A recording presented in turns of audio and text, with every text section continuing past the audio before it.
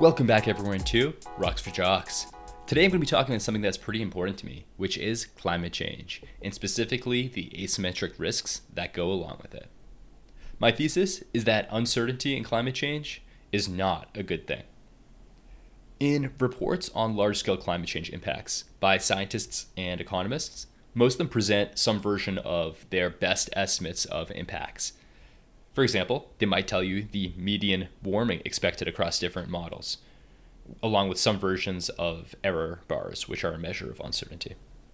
So we could say that we have a best estimate of 2 degrees Celsius warming from pre-industrial times by the year 2100.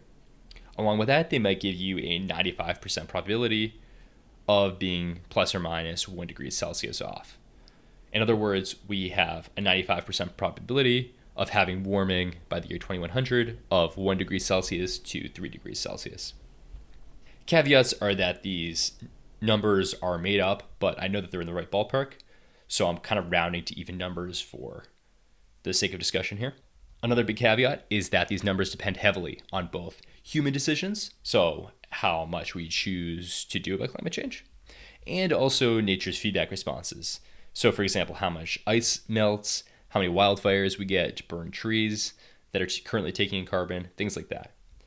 And then, of course, it also depends on some unrelated problems in nature that we don't have any impact on.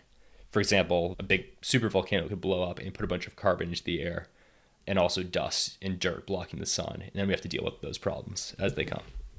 For the sake of this discussion, I'm not going to talk yet about some of the nature stuff and just focus on the human decisions. People who are really concerned about climate change might respond to those models by saying, hey, we could hit 3 degrees Celsius, which would be disastrous, and we should really focus on that outcome. Some skeptics could look at those models and say, hey, we could only hit 1 degree of warming, which wouldn't be quite as bad. The problem with this is that the reduction in harm, going from 2 degrees of warming down to 1 degree of warming, is a lot smaller than the increase in harm, going from 2 degrees of warming to 3 degrees of warming. If we say that there's a 50-50 bet of exceeding versus falling short of 2 degrees of warming, we're looking at a lot more risk in one direction than we have in the other direction. In finance, this idea is brought up frequently and is referred to as asymmetric risk. An example of that in finance could be if we are trading a certain company's stock and we're looking at their sales growth from one year to the next. And if we say general expectations for this random company are for them to increase sales by 2%. And from analysis that we do, we can say we predict a 50% probability of falling short of that 2% and a 50% probability of exceeding that 2%. And from some other analysis, we can say that exceeding that 2% makes us a lot more money if we're holding the stock than if we fall short of 2%, the amount of money we would lose. In other words, let's go buy up a bunch of that company's stock because we have a lot more to gain than we have to lose, even if we make this 50-50 bet. The reason this works out mathematically is because of something called expected value. This is a concept where we sum up the impact of every outcome multiplied by the probability of that outcome happening.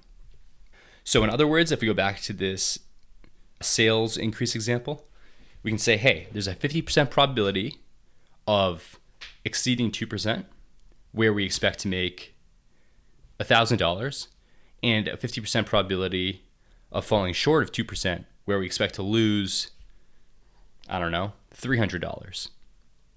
So 50% times 300 means we have a negative 150, and 50% times positive 1,000 means we have a plus 500. So to get expected value, you add those together, and you say 500 minus 150 is $350. In other words, making this trade would give us an expected value of plus 350. Why is this relevant to us? Let's say that in climate change, the median economic impact from a 2 degrees case of warming comes out to $1 trillion. I actually think this is lowballing it a lot. I forget what the exact numbers are, and they're going to get a lot more complicated. So let's stick with the easy numbers for now.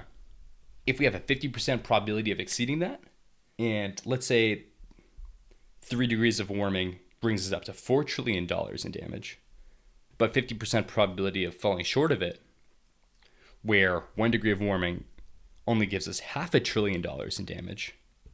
We multiply 50% by $500 billion, we multiply 50% by 4 trillion, and add those together.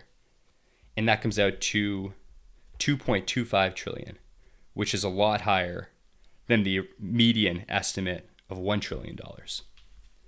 In other words, this asymmetric risk gives us an expected value of something a lot higher than just looking at the median value of loss. So that's a good example for an economic impact where the numbers are really clear and easy to understand for most people and kind of get a grasp of what's happening. I want you to kind of hold this asymmetric risk concept in your head for another minute and think about maybe how that could apply to numbers that are a little more fuzzy and harder for people to consider, such as the number of people becoming climate refugees from countries that get too hot to sustain the population that they have. Maybe consider the number of people that die from heat-related deaths, the number of hurricane increases, the number of properties that are destroyed by storms, and families that are displaced by that happening. All of these have asymmetric risks associated with them, where slightly more climate change happening gives you a lot more damage compared to the reduction of risk from slightly less climate change happening. We can even extend this idea a little further into stuff that's maybe harder for most people to think about in terms of numbers altogether. So if we consider ice sheets, for example, which are big chunks of ice that sit on top of Greenland and Antarctica, I want you to think about asymmetric risk there as well. Going from 2 to 3 degrees of warming causes a lot more ice sheet melt than the reduction we get going from 2 to 1 degree of warming. We can even think about that asymmetric risk in terms of species at risk or decimated when climate change happens too fast for them to adapt. We can think of the number of forests that are at an increased risk of wildfire. This one hits home to me because we started having more and more fires this year in the Northeast than I think we've had in the past. Almost everywhere we look in our ecosystem, climate change is bringing in asymmetric risk along with it in a pretty rough way. So contrary to what you may hear from TV pundits or journalists or in your social circles, when someone says scientists don't know exactly how bad climate change will be, that's usually not a good thing. That usually means that there's some sort of asymmetric risk involved where slightly more climate change can cause a lot more damage in a bunch of different areas. Okay, don't want this to be too much of a downer episode, so I'm going to try to wrap this up by putting a slightly more positive spin on things.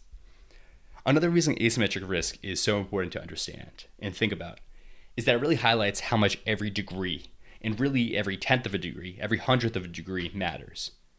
Giving up altogether because our climate change experiences some human-caused warming is not the right way to go. If we say that, we're already on track for 2 degrees Celsius, that's going to be disastrous. It does not matter how far over 2 degrees we get. That's a problem. That leaves us really vulnerable to the extreme side of that asymmetric risk. Right now, it seems like most experts are arguing exactly where we're going to fall around that 2 degrees, 2.5 degrees warming from pre-industrial times by the year 2100. But if we give up after 2 degrees, if we say everything over 2 degrees is catastrophic, then that leaves us vulnerable to the very real asymmetric risks that go along with it. Alternatively, slowing climate change from 3 to 2.5 degrees matters. 2.5 degrees to 2 degrees matters. Even 2 to 1.9 degrees does matter, especially when we take asymmetric risk into account. Thank you all for listening. I hope you learned something from this and can take it into problems in the real world. Please give me a subscribe or a follow or a rating wherever you're listening. It makes a huge difference. Thank you all again. This podcast is intended for informational and entertainment purposes only. This channel is not intended to provide any financial advice, medical advice, or life advice.